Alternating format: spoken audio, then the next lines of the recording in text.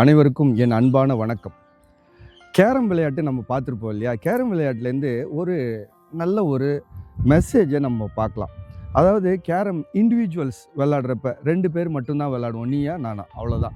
அப்போது நம்மளுக்காக அலாட் பண்ணப்பட்ட காயின் எங்கே இருக்குது? நம்ம எந்த இடத்துல ஸ்ட்ரைக்கரை வைக்கணும்? எப்படி நம்ம அதை எய்ம் பண்ணணும்? எவ்வளோ ஸ்பீடில் அதை அடிக்கணும்?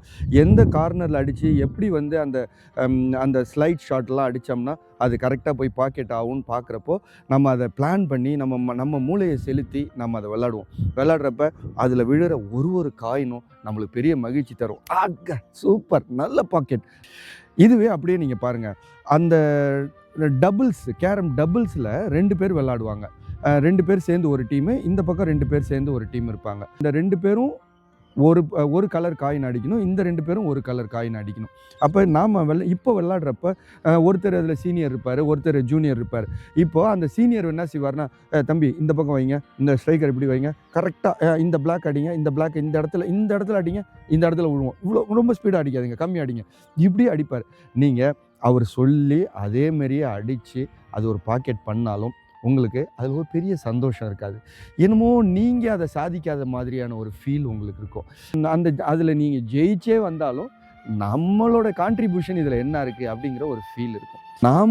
நம்மளுடைய மூளையை செலுத்தி நம்மளுடைய முயற்சியால் நம்மளுடைய அறிவையும் நம்மளுடைய ஆற்றலையும் செலுத்தி ஜெயிக்கக்கூடிய ஒரு சின்ன வின்னாக இருந்தாலும், சின்ன ஒரு சக்ஸஸாக இருந்தாலும் அது நம்மளுக்கு ரொம்ப பெரிய மகிழ்ச்சியை கொடுக்கும், பெரிய சந்தோஷத்தை கொடுக்கும். நம்ம கை ஊன்றி நாம் கரணம் போடணும்னு சொல்லுவாங்க கிராமத்தில். ஒரு கைடு பண்ணுறவங்க கூட உங்களுடைய நேச்சர், இவர் வந்து எந்த கார்னர் ஷாட் அடித்தா இவர் நல்ல பலமானவரோ அவர் இஷ்டத்துக்கு விளையாடணும்ப்பா. இது மூணு காயின் இருக்குப்பா, இந்த காயினில் எது வேணால் நீ அடிப்பா, உனக்கு மற்றதை நான் பார்த்துக்கிறேன் அப்படின்னு சொல்லிட்டு அவருக்கு ஒரு ஃப்ரீடம் கொடுக்கணும்.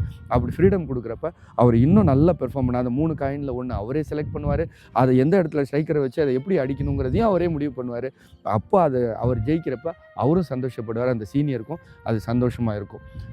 ஒரு இக்கட்டான நெருக்கடியான ஒரு சூழ்நிலை எந்த காயினை பாக்கெட் பண்ணுங்கிறப்ப அந்த மாதிரி நேரத்தில் ஒரு சின்ன அட்வைஸ் கொடுக்கலாமே ஒழிய முழுக்க எல்லாத்தையும் டைரக்ட் பண்ணிக்கிட்டே இருந்தால் அந்த டபுள்ஸ் கேம் அவ்வளோ சந்தோஷமாக இருக்காது.